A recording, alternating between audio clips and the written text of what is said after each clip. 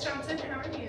I'm good, thanks. Good. I'm Megan Catile. I am the ICC facilitator that has been assigned to your case with Well, Joseph. what is that? So that's what I'm here to talk to you about today. Okay. Were you informed at all? I know you were at FACT, and so we briefly met at FACT. I wasn't there for the meeting, but did they tell you at all about what ICC is during the FACT meeting? They explained it a little bit, but I was confused because Joseph has had so many people work with him, and sometimes it gets confusing, like who does what, and I don't know. Okay, well, that's why we have this meeting today. So I have a bunch of paperwork and a bunch of stuff to talk to you about. We'll try to get through it, and if there's ever anything I say that you don't understand, don't hesitate to stop and ask. Okay, good. So intensive care coordination, ICC, is a service that helps to facilitate a team. So like you said, Joseph has had a lot of providers in and out of his life. And so right now he's got a lot of providers. He's got, from my understanding, social services is involved, and the community services board, and juvenile justice. He's got some probation stuff happening. And then I think there's intensive in-home involved. Yeah. And he's in the IDP program at the school. Yeah. So my job is to come in and talk to all of those professionals, and talk to you, and talk to Joseph, and get you all sitting down at the same table, and have really the opportunity for you and Joseph to tell everybody what your needs are. I just feel like I've done that before, and people don't listen to me, and they act like I'm stupid, and I don't know what I'm talking about, but I know what I'm talking about because Joseph is my son. Yeah, absolutely. Well, and that's exactly what this service is about. So ICC has been around for a long time, but in Virginia we're doing it a little differently now for the past few years, and we're using what's called high fidelity wraparound. And so high fidelity wraparound is this model that we use, and I have the model actually here for you. So we base it off of the theory of change, and then there are principles that we talk about, or that really drive the service. So the first, to me, the most important one being that we value family voice and choice. And so there's no provider that is going to tell you that any of your ideas or any of the things you have to say are stupid, because you are exactly right. You are the expert on Joseph and your family. And it's individualized. So a lot of times people will come in, kids will come into a service, and it'll just be the same thing across the board for each kid no matter what. But what we want to make sure is that Joseph's needs are unique, and they're being met based on their uniqueness. So really in what your family needs specifically. Okay. It's also team-based. So there are going to be monthly team meetings that we have, where everybody who's involved in Joseph's life, providing any type of service to him, is going to come and sit down at the same table. And we're going to talk about the needs, and we're going to talk about how to get those needs met as a team, and we'll break it down, and we do it incrementally. What if I don't like everyone he's working with? Like, I don't like the GAL. He's rude. First of all, he never comes to anything we have to do except court. He doesn't know about Joseph. He doesn't know about our family. He tries to get him in trouble. I don't really want him there. Yeah, well, that's really understandable. We really try to make sure that all of the team members are involved, because we want to make sure that everybody is working off of the same plan. And so when the GAL goes to court, we want for him to know what it is that Joseph's been working on, and what it is that his team has been working on. So, we've definitely run into that before, where maybe there isn't the best relationship between a parent and a provider, and I will do whatever I can to help facilitate that relationship. And we can talk more. Maybe we'll invite him to the first meeting, and we'll see how it goes. And if it really doesn't seem like he's contributing to the growth of our team, or the progress that our team wants to make, then we can talk about it again. But it's really important that he's involved. And he might not even come to the team meetings. And in that case, if he doesn't, I'll still be in touch with him monthly. And I'll send him all of our team meeting notes so he's kept apprised of everything that we're talking about and the plans that we're working on from month to month. But at first, it's really important to try to get him on the team, because there may be some needs that the court has, some requirements from the court that we need to make sure that we're working on in our plan. That makes sense. That's fair. Okay. So we can definitely come back to that. Okay. So I talked about team base, and so that's really one of the other big parts, is just making sure that as a team we're all communicating and we're all talking about the same plan and the same needs, and that everybody on the team is contributing. Another, you'll see here, it says natural supports. Do you know what I mean when I say natural supports? No, I don't know what that is. So natural supports are people who are just kind of naturally involved in your life. People who aren't paid to be here. So maybe, I'm not sure if you're involved in a church. No. But, or any civic organizations or community organizations. No.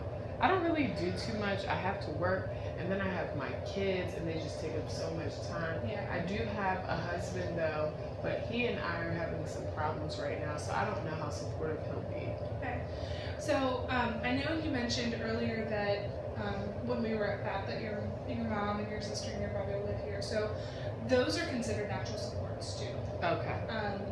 And we'll work to kind of integrate them into our team and have them there as a support for you, because that's really important. Kind of down the line, ICC is not a service that's going to be in place forever. And really our goal is to get you to a point where you don't need us anymore. So we'll talk about transition and what that looks like for your family. And our hope is that that transition plan will include you using natural supports. Okay. To lean on and rely on when days are hard or things are, frustrating for you. So, I have talked a lot. Can you tell me a little bit about Joseph and about kind of what brought you guys to this point in your lives? Yeah, well, Joseph had some trouble back in the day, and that's why he has a GAL. And then, he was just having difficulties in the house. We've lived with my husband's mom, who is horrible. She's a horrible person. She makes Joseph's life horrible. We get in arguments all the time, and she tells Joseph to do one thing after I told him to do something different. It just causes a lot of confusion. It just made Joseph really upset, and he just started behaving really horribly, acting up in school, acting up at home, getting in trouble, sneaking out, running away. So they sent him to residential, and he was also peeing on himself, and I don't understand. He's just such a grown boy. Like, he would just pee on himself. So they sent him to residential, and he's been there, and I mean, it's okay, I guess. It's really far, though. Yeah, really far. It's like 2.5 hours away. Yeah, and I can't get there because I have to go to work and have to tend to my other kids, and it's a lot. It's a lot. That sounds like a lot. Yeah. So, tell me more about, so when did you move in with your husband's mom? We've been living there for a couple of years now because things were getting kind of hard, and it's just ridiculous in that house. She has so many rules, and she treats me like a child, and Joseph tries to stand up for me because my husband is not his dad. So he feels territorial over me, and they don't have a good relationship, and he and his sister don't have a good relationship, and he and my husband's mom don't have a good relationship, and there's so many of us in that house. It's ridiculous. Sounds like a recipe for disaster. It is a recipe for disaster, and nobody cares about what I need or what Joseph needs. I mean, honestly, I think it's kind of good that Joseph is up there because he doesn't have to deal with all this crap. So the house is really chaotic. It's horrible. And so you you're saying that him being up there at residential is probably better for him. Yeah, because he won't get in trouble as much because he doesn't have to deal with his grandma Yeah. or the stress of all of us living in that teeny tiny house with all of her rules. Before we moved there, things were a lot easier. I had my own rules. My husband had his own rules, so we dealt with the kids in that way. And now we have 3 grown adults in one house with a bunch of kids, telling the kids different things, and the kids are fighting with each other, fighting with us, and it's crazy. Wow. That sounds like a lot. Well, It is. it sounds like then that High Fidelity Wraparound and ICC is probably a really good service for your family because there are so many moving parts. Thank you for sharing some of your story with me. Are there any questions you have for me about High Fidelity Wraparound and how it can benefit your family? No, you were pretty clear. Are you guys gonna like help with the relationships that my son has with his siblings? Because that's important to me. I don't care if he doesn't like his grandma. I don't like her either. But he's gonna come back soon at some point, and they haven't even started therapy with the family up there yet. And I just want to make sure that we figure that out before he comes back, because I don't want the home to be like it was before. Shoot, I don't even know if I want to live there anymore. I want my husband and I to move out, so I don't know how that's gonna look.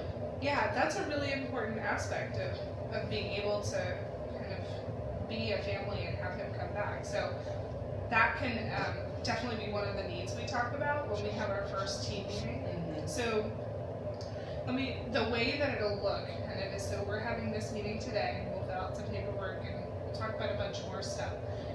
And then over the next 30 days, I'll be meeting with you and your husband, and actually it would be great if I could meet with your husband's mom, and you said you had a daughter and another younger son. Maybe meeting with them too, because what I'm going to be doing is I'm going to be gathering information to write a discovery, and it's kind of like a social history, but it's different in the fact that we really kind of focus on your strengths, the family strengths, and your culture, and then what some needs are that your family has. So it sounds like there are some needs around relationship building and maybe communication and just kind of having a less chaotic living environment. Right. But really we want for everyone who's on the team to know your family more than just what's written down, Joseph's diagnoses and the legal trouble he's been in. We really want for everyone on the team to know and understand your culture. And the fact that you are living in a house with your mother-in-law, and how that maybe makes the situation a little more difficult than if you were just living by yourself. So we'll meet over the next month or so to do that. And then we will have our first team meeting. And at our first team meeting, all of the providers will be there, and that's where you'll talk about, you and Joseph will talk about what your needs are.